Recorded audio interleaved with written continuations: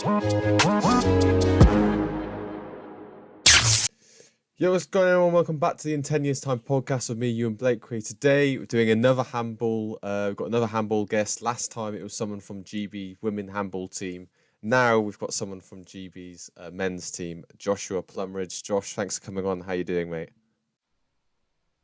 So, it turns out this donkey forgot to press record for the first two questions. So, you missed the first two questions, but thankfully I remembered. So there is still more of the podcast, but yeah, sorry for missing the first two questions. Now let's get straight back into it. Close to the Peak District and places like that, so I think it's a great place to grow up. It's not too big, not too small. I think it's good. Cool. And what was school like balancing out of handball as well? Because I know you started handball at quite an early age and you were traveling around a lot for the sport. So like, how did you find balancing those two things? Yeah, so I started handball at secondary school. I think it must have been probably year 8. Not sure what that age is, about 14, I think, and something like that. I started at secondary school, yeah. So and it started to get quite serious from about year 10, 11. So obviously that's when exams start and GCSEs and all that sort of stuff. So yeah, there was times when I had to take time out of school to go away to competitions and things like that. But luckily, my teachers were all very supportive of it, and I took work away with me.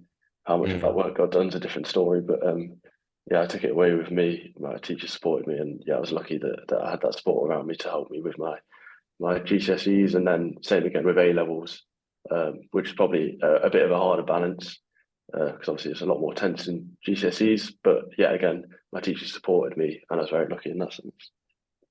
And did you ever want to do anything other than handball itself? Like, you know, In terms of a sport or career, or or just like a career path or whatever. Like, I don't know you're doing handball quite regularly when you were young, but at the time, yeah. were you thinking of doing anything else, or were you just all in on handball? So yeah, when I was at school, when I was younger, I played. I was one of those kids that just played every sport. Mm. I played rugby for a while before handball, and then it got to the age where my PE teacher sat me down actually and had a conversation with me about it and said it's going to get to that point where you're trying to do too many sports and you're best to focus your body and everything on one sport in particular. So at that point, obviously, I think I was playing handball and rugby at that point. Mm. And obviously, inherently, there's a lot of injury risk with rugby. So they sat me down and said, look, you're probably best to commit to one sport. And that's what I did. I sat down and committed to handball. But at the same time, I always focus on my studies as well. I think my parents wanted that, and you see a lot of stories about people that don't focus on their studies, and then with sport, there's always so much that can go wrong, isn't there? I think it's always Mm. very important to have a backup plan. So yeah, at the same time, I was focused on that. Yeah, like you hear a lot of like kids from football academies, right? And then Exactly. Yeah. they think their parents are all in on it, and then they Mhm. just have one injury, and then that just ruins it for Yeah. them. And they can't get back into school because they don't have the right qualifications or whatever. So yeah, I think that's definitely the right thing. Um, Exactly. yeah. So when you say you're working in Nottingham at them, because I know you're around the same age as me. So are you like studying like in uni at all at the moment, or? Yeah. So I'm doing a degree apprenticeship at the moment. So I'm studying civil engineering, working as a structural engineer in my final year of uni now. So excited for it to be over to studying. I quite enjoy the working side of things, but studying's hard work alongside work, doing a full Yeah. day's work, then Yeah. going home, doing uni work, then going to training. It's quite intense. Yeah. Yeah. And like when you talk about that intensity, like how are you coping with because you were saying how A levels was more intense than GCSEs, and obviously uni is another step up. So how are you balancing out uni with handball? Um, I'm balancing it quite well, to be honest. I'm quite good at getting stuff done when it needs to get done. Mm. I normally perform better when there's time constraints on uni work and stuff like that. Anyway, to be honest, so Mm. I manage to stay on top of it. My work are very supportive of that as well. When if I need some extra time at work to get some uni work done, they help me out in that sense. Yeah. Yeah, I find a balance. Cool. That's good. And you mentioned earlier how like you lived a year abroad, and I believe that was in Portugal for the 2019-20 season. So first of all, I mean, I got a couple of questions for this. First things first, how was it just living in Portugal? Because you're actually the second athlete who's done that, because there was a basketball player who did the same thing. He went over to Portugal and he played a bit for the university team over there. So how was that for you? Yeah, Portugal's a really nice place. I lived in a region just outside of Porto, so it's nice to be in that big city. So I moved there when I was finished my A levels, then I moved straight there. So I was what 18, which is obviously so it's my first time moving out. It's my first time living alone, and it was moving to a new country Mm, alone. So yeah, it was pretty daunting, pretty scary, but it was a really nice place. Yeah, we spend a lot of time training out in Portugal actually, because we have a lot of our head coaches Portuguese, assistant coaches Portuguese, so they have a lot of connections out there. Um, so yeah, it was a really nice place to live. A bit too hot for me, but mm. yeah, it was nice. Yeah. And like obviously that was that was the infamous 2019-2020 year. So like what happened when COVID hit and all the lockdowns? Like did you have to leave early or did you stay in Porto for like that period? Yeah, so when we look back at the COVID now, it's crazy looking back at it, isn't it? But Yeah. I remember at the time we when it was all starting to kick off, we got called in to by our team medic, and it just sat us all down and was like, look, it's nothing big, just stay away from each other, like don't get too close in the showers, Mm. don't share drinks, all that sort of stuff. Couple of weeks and it'll be fine, wasn't it? That's how it was at the start. Now looking it back at it, it's crazy to think that that's what people were saying, but Mm. yeah, so that was our first chat with the medic, and then next thing you know, all competition was getting stopped.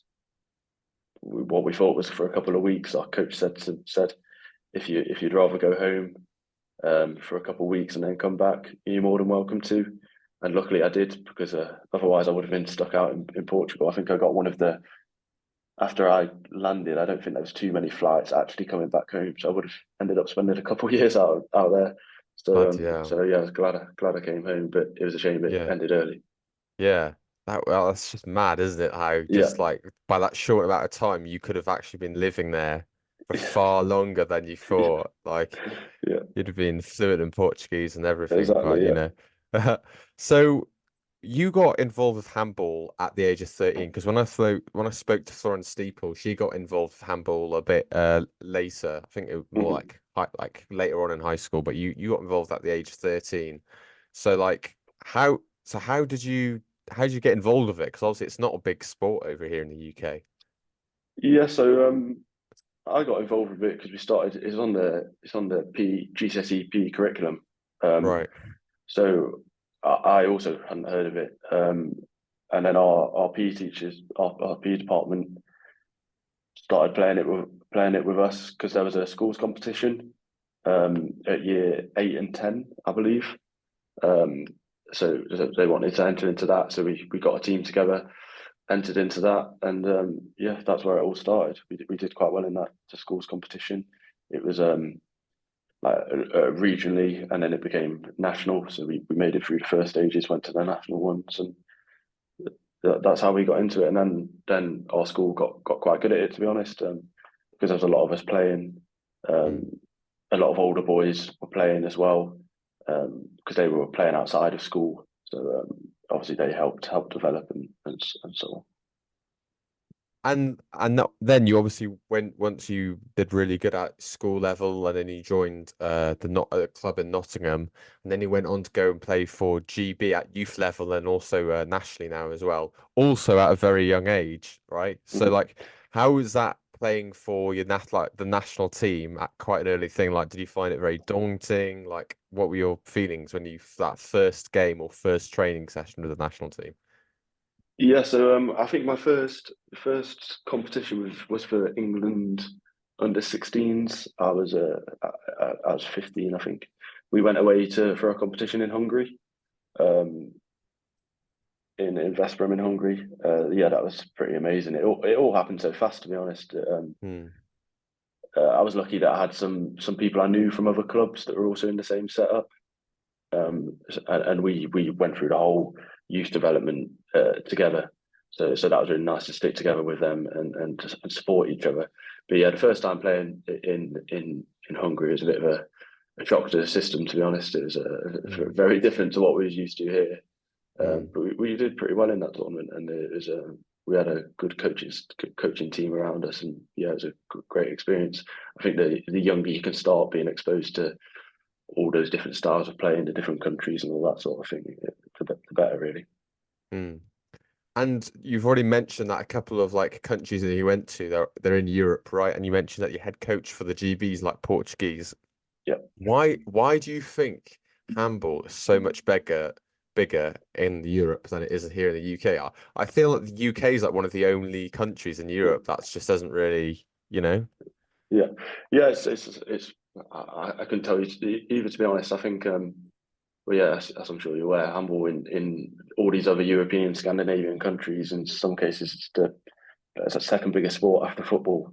Um, Mm, I think the issue is in this country is people just don't haven't seen it played at a high level. I think there's a lot of everyone that comes and gets to see handball at a high level. I've never spoke to someone after a good game, just watched a good game of handball for the first time, and they haven't been impressed. They're always shocked at how fast it is, how physical it is, how intense it is, and I think a lot mm, of people don't realise what it actually entails.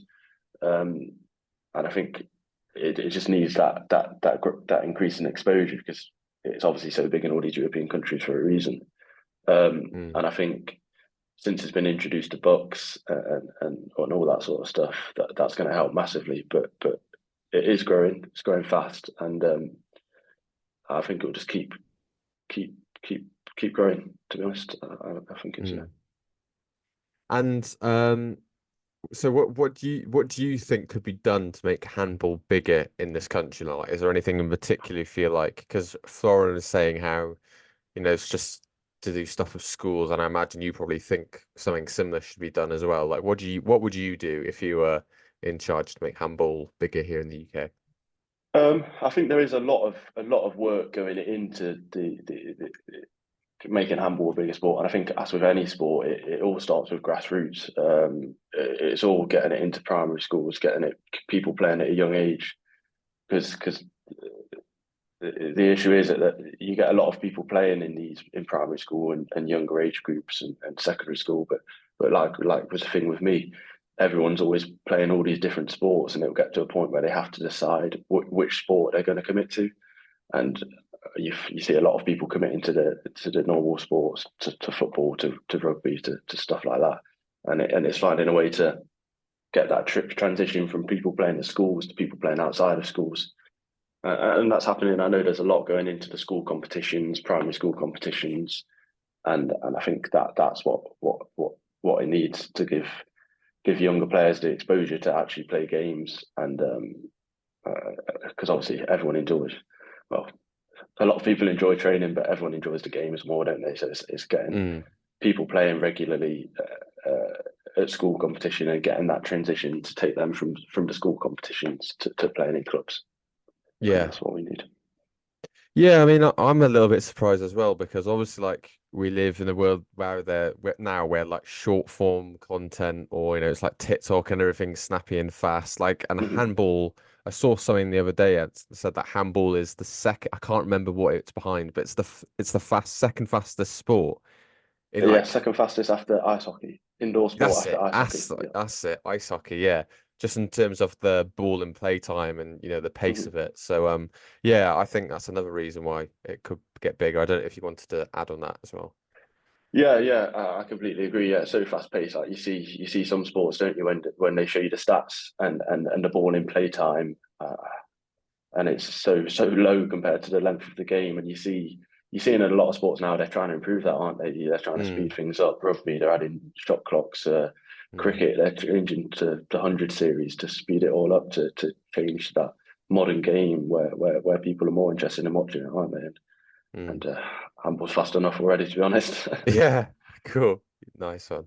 I also read in an article that you, not sure if you still do, but when you did do coaching a bit as well on like part time, is that something you're thinking of doing? Like, obviously, I know you're focusing on your degree and you might want to go into engineering after, but is coaching as well something you're thinking of doing after your career? Not right now. It's not something I can see myself doing at the moment. No, I Yeah. think when I know some players that do see themselves coaching in the future, but at the moment I can't imagine being on a court and not wanting to get like step into the game. Do you know what I mean? And I think as a coach, you need to separate yourself from playing the game and and and coaching the game, don't you? And I think at the moment I can't see myself wanting to be on a handball court and not playing, but maybe in the future as I get older I will. But not right now. I can't see myself doing that. No. Mm.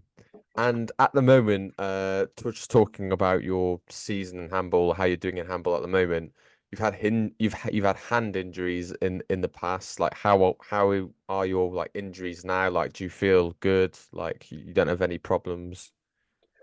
Yeah, I don't have any major injuries at the moment. Touch wood. Um, but obviously there's little nibbles. No one's playing a sport without any little injuries, are they? But Mm. yeah, at the moment our season's going pretty well for club. Um, we're second in the league, just going into second phase now, so can't really complain there. Um, we've been pretty focused on international stuff recently because well, I have personally because we've just had two pretty big competitions, two pretty big fixtures for Great Britain, so we're pretty on top of keeping fit and healthy for them. Um, but yes, the club season's going well. Um, we've got some training camps coming up next month for GB. So yeah, focused on keeping fit for them at the moment and doing everything we can to be prepared for them. Yeah. I also read in an article that one that you wanted to play regularly for like a European club one Mhm. day. Is that something you're still looking to do after your degree? And do you have any idea where in particular? Yeah, so as we discussed, the issue with handball being small here, or not as big as it is in Europe, is that there's just not the opportunities to play at a high enough level here. Mm, If you look at our GB seniors team, I think there's only three of us that are actually play out of the UK. mm, The rest of the team's fully based in Europe. We've got boys in Germany, Switzerland, Spain, France, all over the place, and it will get to that point. I'm lucky that I'm managing to keep the intensity up and keep up with those boys while playing in the UK. But for me to keep developing fully and keep playing for Great Britain at some point, I will have to. If I want to do that, I will have to go abroad and play for a club abroad, just because the level's so much higher. The facilities, everything's just a different level out there, and mm. you need that exposure to the high level game to keep playing for Great Britain. So, yeah, it's definitely something I want to do. I'm not sure which route I want to go down yet, whether that be getting a job abroad and playing for a club while working abroad, or just going and playing for a club. But and yeah, again, where there's a lot of options. I think there's a lot of talk about Spain and Portugal, but also I'd like to go and be experienced as somewhere like Norway or Mm. Switzerland or France, something like that. But yeah, there's a lot of opportunities out there, and I think to keep competing at a high level for Great Britain, I will need to go and play club handball again. We're lucky that a lot of boys, like I say, are based abroad, so there's a lot of connections out there, and Mm. everyone can help each other out with those connections. So, yeah. And couple more questions. One, who do you think is going to win the Olympics on the men's and the women's? Well, men's going off to the teams at the moment, it's going to be between Denmark and France. Um, Mm. France have just won, so I was thinking France yeah, probably France. I like to see in Germany do Paris as well. well. Exactly. Yeah, I think their team's made for it. They've got a lot of stars in their team. I think, yeah, they'll thrive playing in Paris. But I think Denmark, they've got an amazing team. Um, Germany again have got an amazing team. So, but I think yeah, France will probably do it. The women's side, put me under pressure. I'm not too I'm not too up to date with the women's handball, to be honest. That's okay. Um, yeah, I can tell you, to be honest. Okay, yeah, no worries, man. Don't worry. And last question, I always ask my guests this.